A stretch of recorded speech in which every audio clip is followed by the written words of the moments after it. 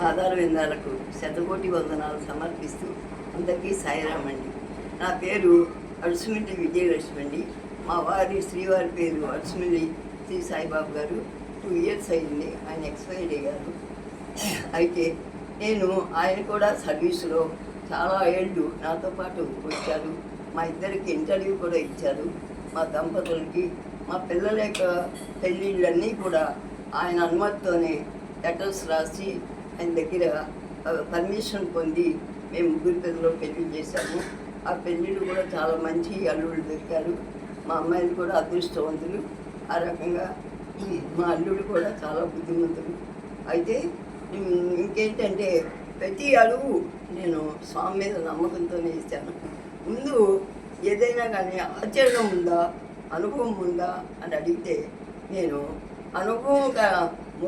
ఆచరణ చేస్తేనే అనుభవం వస్తుందని చెప్తాను. నాకు మోహన్ చలపతిరావు నాకు ఎప్పటి నుంచో నా దగ్గర చదువుకున్నారు సిఆర్ హై స్కూల్లో. నాకు 9th క్లాస్ నుంచి నాకు స్టూడెంటు. తర్వాత చాలా సేవా సంస్థల్లో పాల్గొన్నాడు. వాళ్ళ దంపతులు ఇద్దరు కూడా, లక్ష్మి కూడా చాలా సత్సంగాలు, సాయి సప్తాహాలు, బాల వికాసు అన్నీ నిర్వహిస్తూ ఉండేది. ఇప్పుడు కూడా అమ్మాయి చాలా ఆప్యాయంగా ప్రేమగా చూస్తుంది. నేను అనగానే గౌరవించి చక్కగా వచ్చి ఈ వీడియోను ఆడియోని తీసుకెళ్ళినందుకు నేను మీ అందరికీ కూడా సాయిరామ్ చెప్తున్నాను, కృతజ్ఞతలు చెప్తున్నాను. ఏదో చెప్పగలిగిన వాక్శక్తి బట్టి చెప్తున్నాను, లేకపోతే నేనేమి చెప్పలేను. కాకపోతే అనారోగ్యంతో నేను 80 ఏళ్ళు జీవిస్తున్నాను. అయినా కూడా నాకు స్వామి భక్తి, స్వామి అంటే ఇష్టం. నేను బాధపడినప్పుడల్లా నాకు ఎన్నోసార్లు కళ్ళలో కనిపిస్తారు.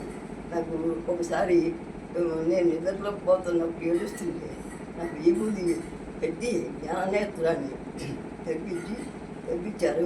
నువ్వెప్పుడు ఏడవద్దు, నేను నీకు తల్లి వాడిని ఏ కష్టం వచ్చినా నాకు చెప్పు, నేను తీరుస్తానన్నారు. అలాగే పెట్టిది కూడా నేను ఆ క్షణికమే అనుభవిస్తాను. ఆ బాధని ఒక పావు గంట, అరగంట నేను స్వామిని తలుచుకుని విప్పి నోట్లో వేసుకుని పడుకుంటాను. నాకేంటో తగ్గినట్టు అనిపిస్తుంది. ఆయన దగ్గర ఉన్నట్టు. నాకు కళ్ళకు ఆపరేషన్ అయింది మొన్న 10 రోజుల కింద. అయినా కూడా నాకు స్వామి దగ్గరుండి చేయించినట్టు నేను భావించాను. నాకు చాలా సంతోషం వేసింది. నా ఆపరేషన్ కూడా సక్సెస్ అయ్యింది. నేను ఆ యొక్క ప్రేమతోని గురు పౌర్ణమికి ఈ యొక్క సర్వీస్ చెప్దామని అనుకున్నాను. మా ఇంట్లో ఇంకా 2-3 సంఘటనలు చెప్తాను. అదేంటంటే మా ఇంట్లో అద్దెకుండే వాళ్ళ ఇంట్లో స్వామి ఎవరండి అంటే నేను స్వామి నేను తీసుకెళ్తారండి నేను పుట్టపతి తీసుకెళ్ళాను. వాళ్ళు వచ్చిన తర్వాత వాళ్ళు కొంచెం నమ్మారు. ఆ తర్వాత మా ఇంట్లో విభూతి వస్తే నేను స్కూల్కి వెళ్ళిపోతాను కదా స్వామి ఎలాగంటే అప్పుడు బాగా విభూతులు బాగా చూపించారు నాకు మా టైంలో. అప్పుడు ఆయన వాళ్ళ ఇంట్లో ఫోటోలోంచి వినాయకుడి దగ్గర నుంచి, సాయిబాబా దగ్గర నుంచి, బాబా ఫోటో నుంచి షిరిడి బాబా ఉంది, దాంట్లోంచి విభూది కుప్పలుగా రాలింది. అది అందరూ నేను అన్నాను, భయపడిపోకండి, స్వామి మీ అందరూ ఉన్నారు. ఆయన సాయి గాయత్రి చేద్దాం పొద్దున సాయంకాలం 11 సార్లు, పొద్దున 11 సార్లు చేద్దాము, మరి భజన పెట్టుకుందాము. ఒక 10 రోజులు చేసాము. ఆ తర్వాత ఏదో పని మీద ఊరు వెళ్తానండి. ఇక పని చక్కన ఆగిపోయింది. ఇవన్నీ నా అనుభూతులు. ఆమెకి నమ్మకం ఉన్నా లేకపోతే నాకు అనుభూతి కలిగించడానికి వాళ్ళ ఇంటికి వచ్చావా స్వామి అనుకున్నాను. అదే నేను ఫస్ట్ బుక్కులు రాశాను. ఇప్పటికి 6 బుక్కులు రాశాను. అవన్నీ స్వామి ఉన్నప్పుడే 5 బుక్స్ ఒకటి ఇచ్చేసాను, గణేషంగా ఇచ్చేసాను. విద్యాదానం కింద ఖర్చు పెట్టమన్నాను.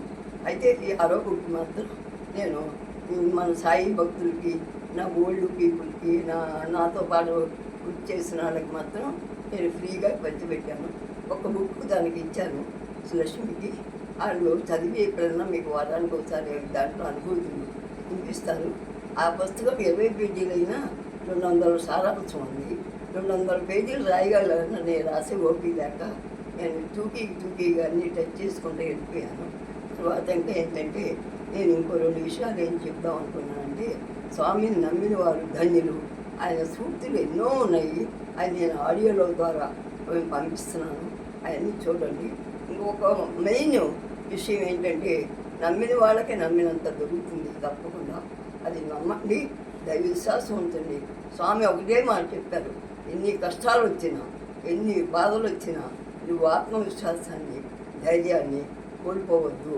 నేను చేయూత నీకుండి నేను నడిపిస్తాను. నీకు సమరణం వస్తుంది.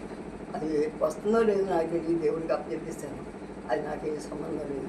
నేను మాత్రం నిరంతరం సాయిరాము జపం మౌనము ఎక్కువగా ధ్యానం చేసుకుంటూ ఉంటాను. సాయంకాలం పొద్దున 6 గంటలకి, మధ్యాహ్నం 12 గంటలకి, సాయంకాలం 6 గంటలకి ధ్యానం చేస్తాను.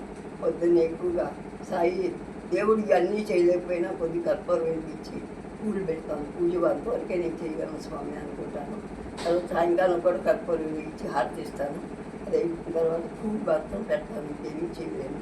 దండం పెట్టుకుని వీగులు పెట్టుకుని స్నానం చేశాక ఇవన్నీ చేసి నేను పడుకుని పుస్తకం చదువుకుంటాను. ఇప్పుడు కంటికి ఆపరేషన్ చేశారు, పుస్తకం చదవలేకపోతున్నాను.